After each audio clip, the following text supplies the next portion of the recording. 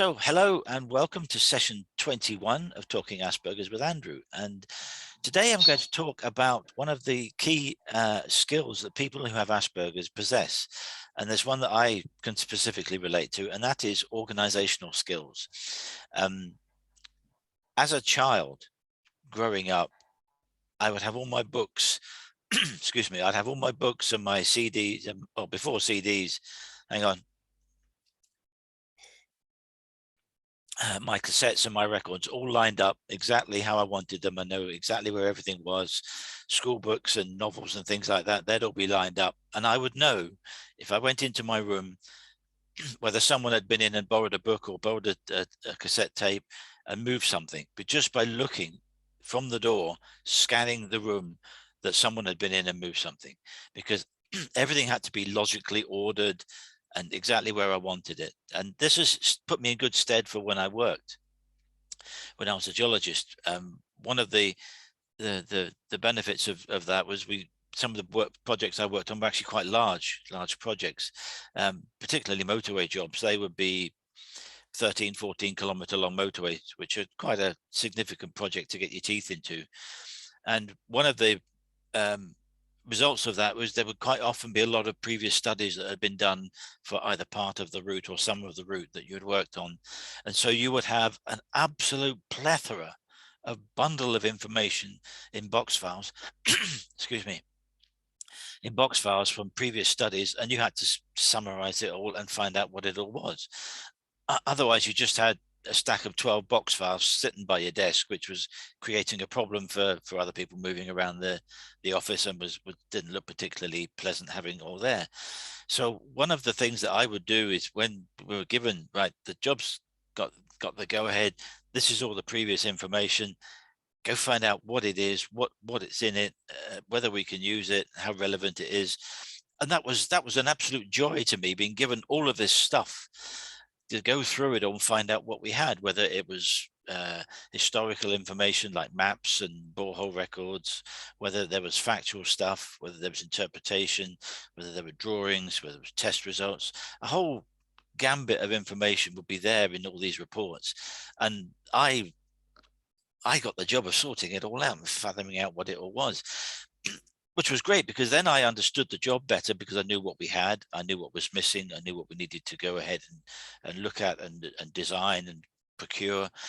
But also I would then start to get the knowledge of all of this factual information that had come from previous studies. And then I would organize it. I'd give, if it was in lever arch folders, I would put a sheet in front of it with all the tabs and what was behind each tab, so that someone could open the file up and know behind tab 6 it was test results, or behind tab 2 it was correspondence, and so on.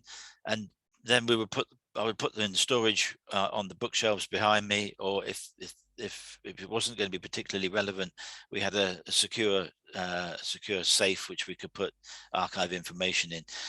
And so all of that, logically thinking, organizing, putting things into systems, was so important to me as to how I did my work. Because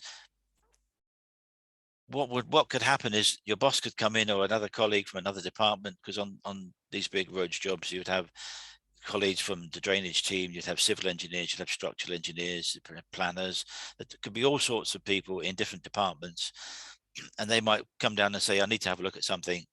And the last thing you want to be able to do is say, yeah, see those 10 boxes over there, good luck. That's not professional. That's not how you do it. So I had gone through it all, and I would circulate the filing system to all the team leaders, so that everyone knew that in bookshelf 4, shelf number 2, you could find X information, or in a filing cabinet 3, drawer number 2, you could find the files that were relevant to the job.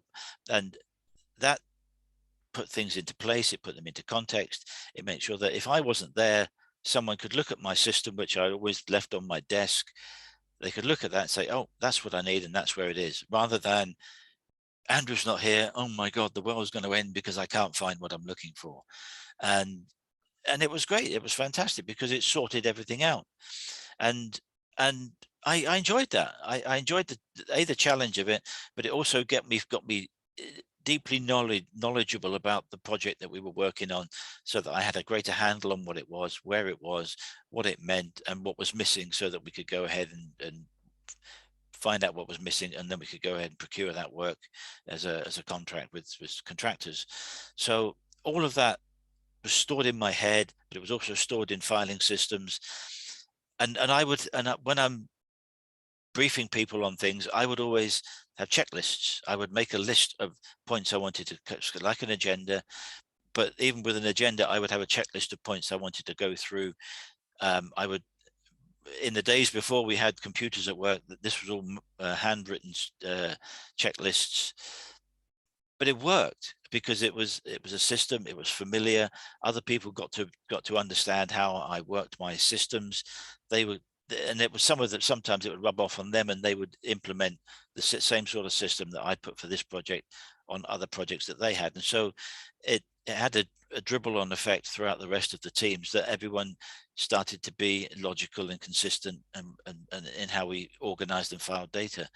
So I was just wondering, I was going to ask you, Damien, what sort of things you do, if you do, that represent your logical, organized way of filing and organizing information. Because I would imagine in your line of work, you can have an awful lot of information. You're still on mute, Damien. Okay, yes. Yeah, I have a lot of different files, different subjects. I tend to, or I did in the past, draw a diagram of how I wanted the files organized into different sections and subsections and further down. And I keep a sort of a summary of where the files are, because you can get a number of different sub-files, and people can find it difficult to find things, or sometimes. So I do spend a fair amount of time organizing work on the computers, and tend to be known for, people say, if you can't find something from 2004, a document or an email that was sent, or ask Damien, because he's probably filed it somewhere. Yeah. So I do tend to, and I do tend to be able to find things. Some obscure documents that people have sent a long time ago that I have scanned, because it was in paper, I scanned it and found it somewhere. Yeah. Then I tend to be able to find these things. So yeah, I completely understand that. I get that completely. When computers started to come in at work, I quickly got the hang of spreadsheets for organizing files, and I love spreadsheets. I do them for the arithmetic calculations as well, but just to be able to mark something out in the table with 4 or 5 columns and rows, and put a nice board around it, it just made things look nice, and it relayed the information that you had, that summarized what there was, what the points were, what the information and the data was. And there were easy things to convey to others. So if someone was saying, I need an update on where we are with the project, I would quite happily give them a spreadsheet. These are the 6 or 7 criteria, and we're at these are the issues that we've got, or this is the status that we're at, how far we are with progress on those things. And invariably I would send these things off to people, and I would get nothing back, which was actually a good sign. But most of the time it was a good sign. It either meant it actually told them exactly all that they wanted and they were happy with it, or they hadn't looked at it and hadn't read it and didn't know what was on it in the first place. So I tended to take the view that if no one came back to me to say, I just want to check with you on a couple of points, which was fine, quite happy to do that. But spreadsheets were fantastic, and I actually use them now in my writing. I'm a bit of a geek, bit of a nerd when it comes to organizing my writing when I write novels. And I actually have a spreadsheet with daily word counts. And I will, I know it sounds quite strange and bizarre, but I have a spreadsheet of daily word counts, and I have a weekly summary and a monthly summary. I also have a file for each draft of each novel on the chapter and the chapter title and the word count and the total word count, so that I will know at any given time. Say I'm on draft 7 or 8, which is perfectly feasible for me to have that many drafts of a book. I will know what I changed, because I can see in chapter 2 I've added another 400 words, or I've taken out 300 words, and I can see that from the previous drafts. And I would know that I did something, and I will usually make a note on the bottom of the table that says in chapter 2, added in this section, or deleted this section, or moved a section to somewhere else. And it helps me understand what I was doing, but it just makes things logical and practical and informative, so that I could just look at my spreadsheets and say, yep, I know where I am. I know how much progress I've made. And there'll be blanks. There'll be days where there's been no writing because I was off doing something, or Leslie and I were out, or something like that. But it's all part of the organized way my brain works, for needing to have order and things logically organized and filed and things like that. And I couldn't function in chaos. I really couldn't. If I was put into a chaotic situation, I would have to see if I could find one or two or three things about that chaos that I could relate to, and try and make some sense of it and some structure and form to it. And then from there, I would see if I could try and work out what all the elements were and what the situation was, rather than just stay in chaos. I couldn't sit and stay in chaos. It would frazzle my brain. Yeah, yeah.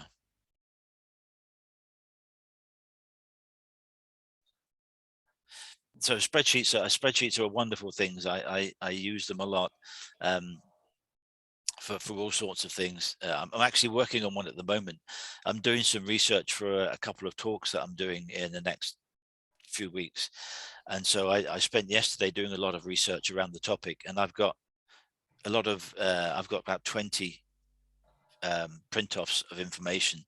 So in typical Andrew format, what I've done is I've given them all a number, and I've gone through the first half of them: title, date, who wrote it, where did it come from, and what were the key points in the article, so that when I start to come to prepare for the article, I know that I can go to report number 7. It's going to have information about X, Y, and Z, and I know I can pick it up rather than have to reread everything through over and over again. So I've got them prepared. Once I've finished writing them up, I will then prepare them and copy all that into a spreadsheet. And it's just a way of organizing things. Otherwise, I would have 20 reports scattered around, and I wouldn't have sense and logic and order to them. And having that organized way around is how I function. I say I used to have checklists when I was working as a geologist, and people would actually tend to rely on me. Oh, we've got a meeting. Andrew's coming. They would probably realize that they didn't necessarily need to do much preparation for it, because I would have a list of all the things that I wanted to talk about, or the status of the various elements on the project. And people took that as being a fair and representative position of the job. I didn't over elaborate, and I didn't overstate progress. If we were at 30% progress on something, I wouldn't say we really should be at 45%. I would say, no, we're at 30, and this is why. So that people understood that I was giving them factual, straightforward information without any bias to it.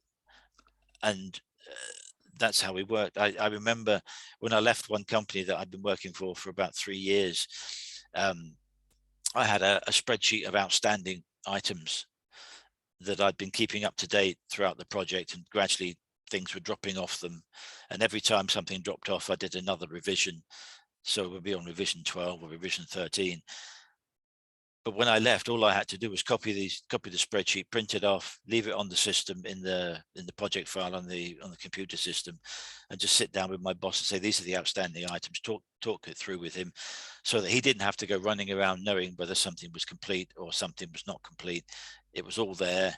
He was able to take it over and hand it on to whoever was taking over the project when I finished. So I was always very good at handover notes on projects. If I was being assigned to another project, I would always leave a set of handover notes, or if I was going on holiday, I would leave a series of handover notes, just 2 or 3 sheets of paper with bullet points and summaries of where we were, what needed to be done, what could be left, where things were, where the filing system was, so that the director or someone more senior to me, who didn't know the daily ins and outs of something, would know where the status was. They could then make progress reports to other team members, other departments, and it kept the job running smoothly. So I was always one for handover notes and things like that, because it worked with my head, it worked with how my brain works. It's analytical and it's organized, but it's also a good thing to do. It's good business practice to make sure that things work and things are ordered and information is written down, and you know where that information can come from. So tell me about some of your projects, Damien, that you've worked on, and what you've done to organize data. Well, if for example, if I'm researching a subject, I'm reading through a lot of different papers. For example, I want to find out about a particular disease on a plant. I will take a spreadsheet and I will have a different tab for each paper that I've read, and then I have a particular structure for the information, type of information I want, like a general summary, then what are the aims of the project, and then a list of subjects that are covered, so that then I can easily refer, rather than think, oh, I read about something, which paper was it in, but I can look through the summary sheets to show that. And with a project, I will almost always have a sort of summary of what I've done to date, what actions are still to be done, and time frame in another tab as well for a project. So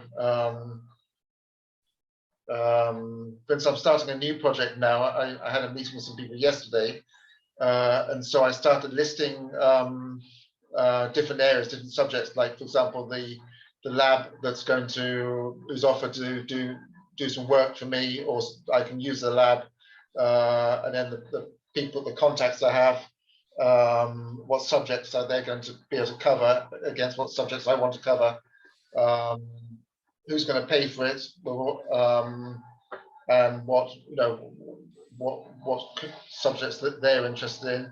For example, this subject is a company who's giving me money to use a lab to research information on aphid control, sort of biological methods, and so I list all the people involved, and I set up an Excel sheet with different tabs with different actions for different people, and summary for me, and the summary will contain all the actions I've done so far and what I need to do. So that's the way I do it. I feel like I always need to have everything laid out and update every time I do something. Otherwise, I worry that either I'll forget or miss something. And also very visual, because I tend to be able to review what I've done, and review what I'm going to do easier if it's very visual. Yeah. Normally with a lot of different colors and arrows and I completely get that. One progress meetings on site for projects I was involved in, one of the things that I invariably did was on the general arrangement layout of drawing, which would be an A0 or an A1. I would highlight where we were, what the situation was, mark it up. There'd be different colored highlighter pens and arrows, just as you've said, so that I could present that at the meeting. This is where we are. This is the status. Point to various sections of the drawing. Just give them a status on where we were with those particular aspects. And it being visual, just like you said there, it was a way of portraying the information rather than give them screeds and screeds and screeds of information that they're not going to read. Have something visual that you can point to. You can mention the various things. So that's the problem area we've got at the moment. That aspect of the work there, and that way we could focus the discussion around the key points rather than just regurgitating old information that wasn't driving us anywhere forward. I found it was a very good way of being actively involved in moving things forward, because my idea of a meeting is you should be more informed and more knowledgeable at the end of the meeting than you were when you went in. Otherwise what's the point? So in those circumstances at work, I would always mark up a drawing. If it was in a situation where we were doing site works, it was easy to see where we were in terms of progress on whether it was number of boreholes or number of trial pits, because that's easy. You know how many you started off with to do, and you know how many you've done. It's just an easy, simple percentage calculation. But that way you could relay that to people, and they could get they get confidence from you because you're able to explain it and show it visually, and the information you're portraying, and it gave them the confidence that you knew what you were doing, and that if they had any questions, you could answer them in a concise and meaningful way. But yeah, drawings, I was always a good one for marking up drawings. And if anyone ever decided to go back through some of the projects I've been involved in, there'd always be a tab with drawings in one of the folders, and some pull out drawings with progress reports and things like that, because that was just how I worked. I like to see things, I like to be visual, and I'll back that up with tables and spreadsheets and summaries like that, so that it all formed a coherent understanding of where you were and what needed to be done. Yeah, I definitely go with the visual. And one of the things, go on. Yeah. It also helps me in situations that I'm not good at. For example, yesterday I went to a conference, and I knew that I had to speak to two different people. To one person I had to ask, who owns a lab on the other side of Spain. I had to seek help from them to start a new project. And the other chap was the chap who has the money to pay for it. And normally these conferences, they especially here in Spain, they can be very, there's a lot of people. And then the time when the business happens is normally after the main meeting, when people are having a drink and a snack. Yesterday they had a barbecue. And that sort of situation I'm really not good at. When I'm in a crowd with lots of different people, I would naturally try to escape. So I went there with my list, and I knew I have to speak to this person, and I just walked up to them and started asking them a question, which may seem a little bit to the point, probably, but I managed to achieve what I went there for. And as soon as I finished, I said, "Okay, right, I'm going."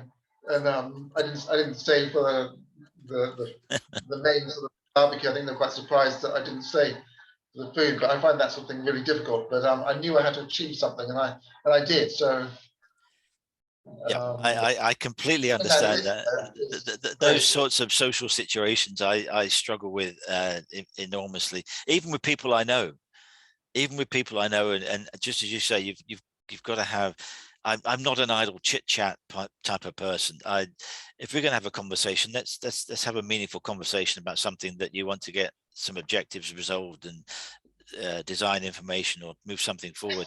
I'm really not interested in who did what to whom and what happened there and who was talking to so and so about something. Doesn't interest me in the slightest, and it actually can be worse than that. It can actually agitate me quite significantly if there's this inane, well, I think this inane chitter chatter and jibber jabber going on, when actually this is the thing we need to get to. Let's try and nail this down and get an answer to this thing, and then we can move on and do something else. And I was never a great one for the idle chit chat after meetings. It would be a case of, right, we're finished, meeting done, thanks very much, I'll go back to my desk and I can get on with my work. And there were times when people said, Andrew, that was a bit rude. I said, what? Yeah, I'm the same on phone calls. I'm quite often accused of hanging up when people are still talking. I used to sit next to a guy who, I don't know whether he was on the spectrum or not, but he had a wonderful habit of, when he had thought in his own mind that he had finished the conversation and it had gone as far as he would like, he would just go, bye just now, and put the phone down. Yeah, unfortunately I do that.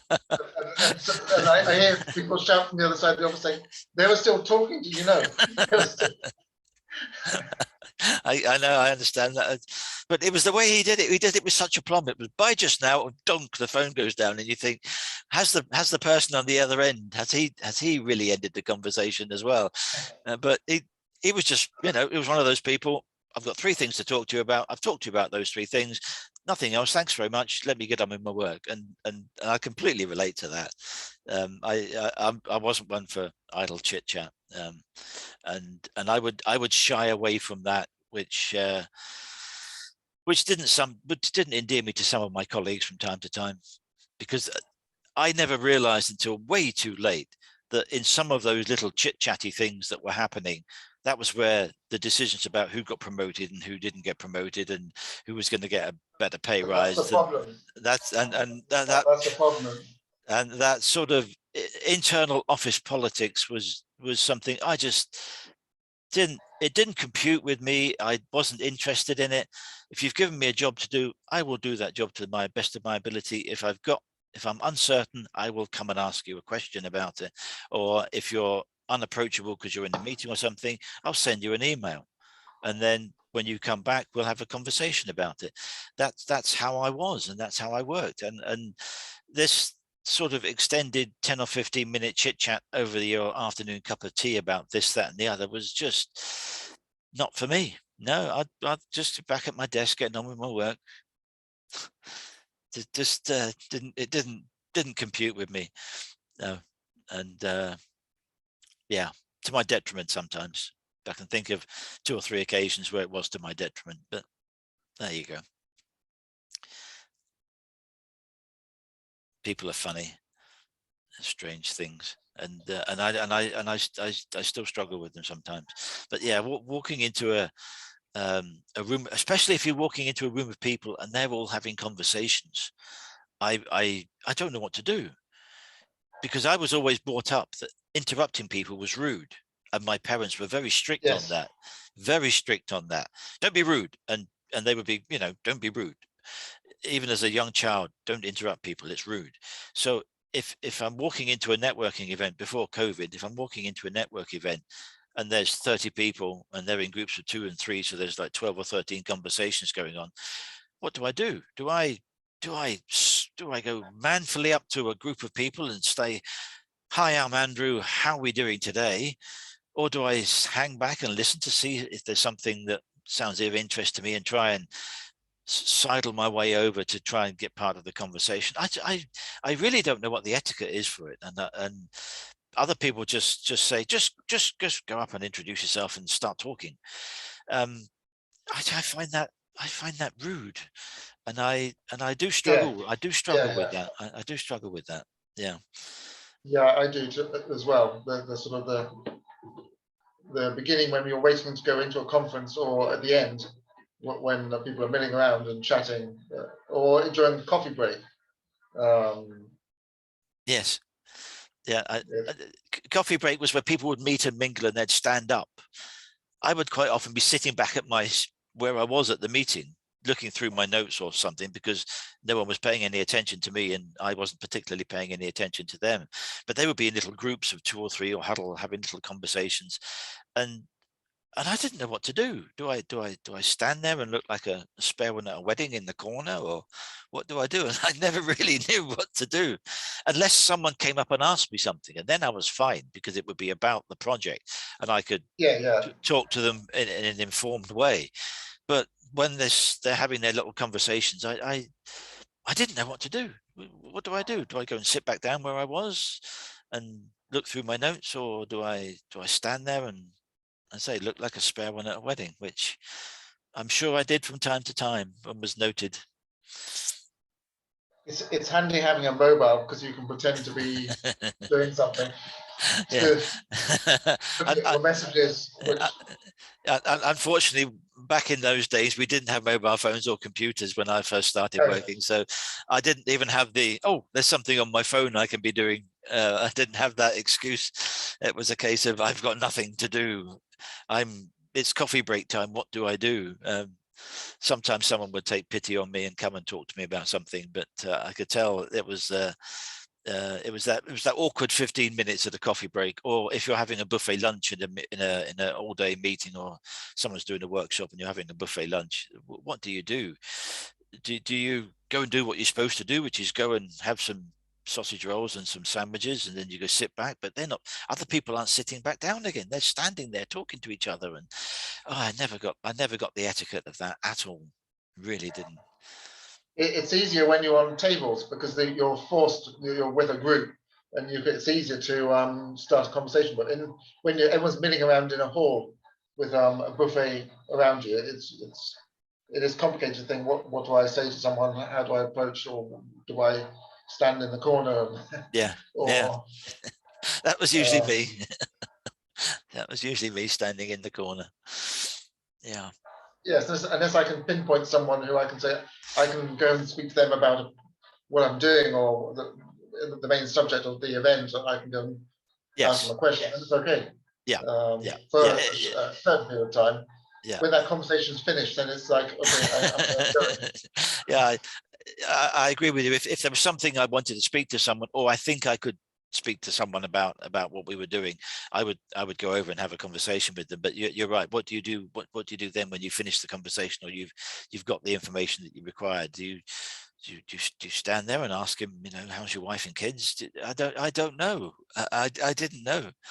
Um, it it was an alien form of communication or setting that I struggle with. And people on the spectrum, not just with Asperger's or autism, but other people who have other forms of neurodiversity, they can struggle with those social interaction issues, but they might be the ones that are organized and have their checklists and their spreadsheets and their marked up drawings and filing systems that are all logical. But some people aren't, and I was reading one of these articles that I was referring to earlier about how different types of people are more organized or are not more organized, and it's the challenge is how to relate to them in teams and individually, so that they feel involved, they feel valued, they feel important, and you're getting the diverse range of opinions from people with different backgrounds and knowledge sets. So that's the challenge, is to integrate people together. And one of the articles I was reading was all about leadership, and one of the negative points he said is people get into I think he called it the red zone, where people just they're more dictatorial and they're not interested in what their team are doing, and they get into this red zone and nothing works. There's the blame culture.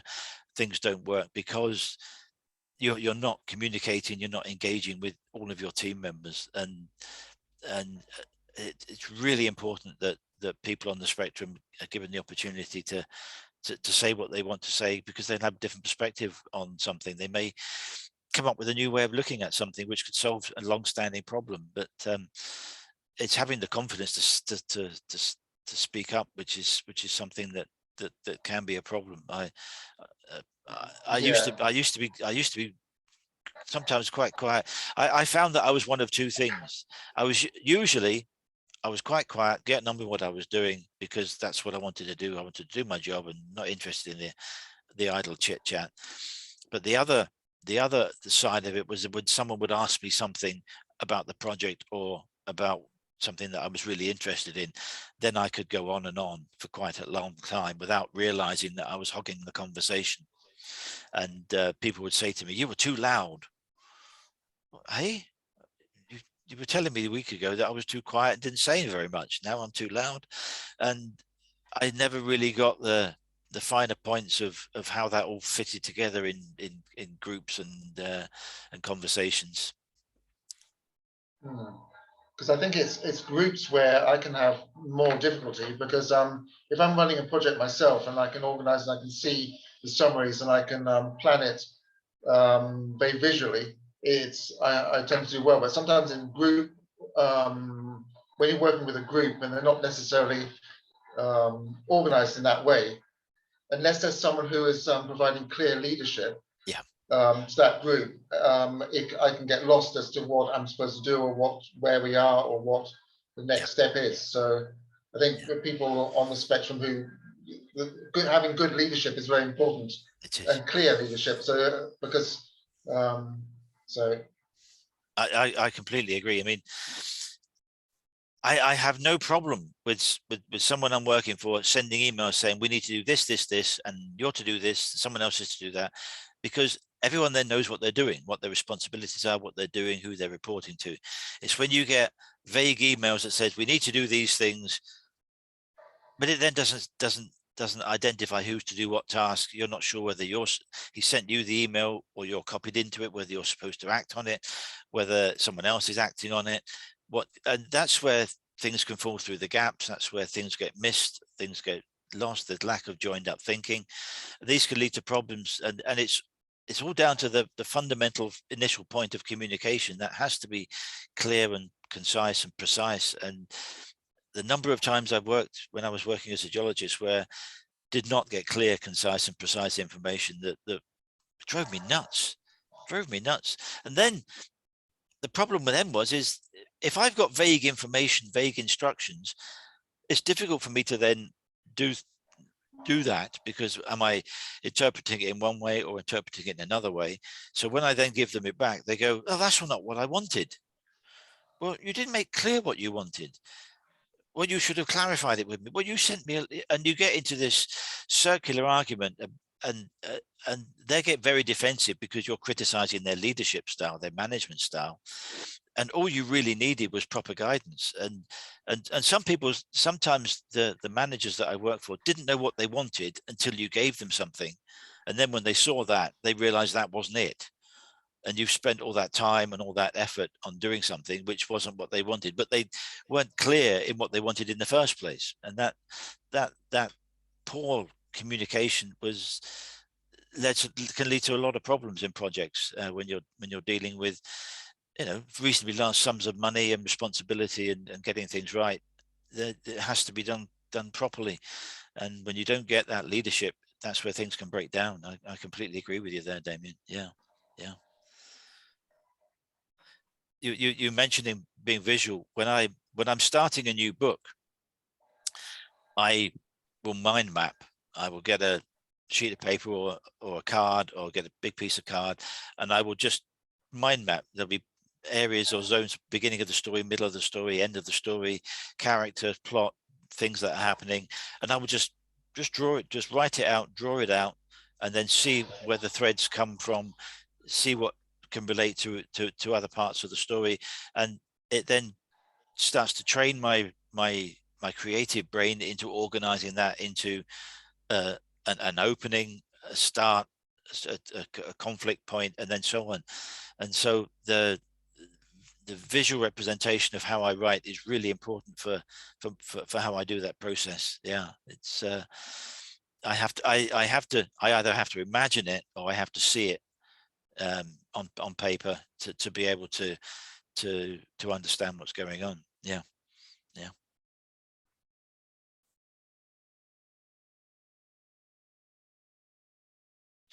So I can't believe how quickly time has flown today. Unless there was anything else you wanted to ask about organizational skills, I think we've covered a lot today.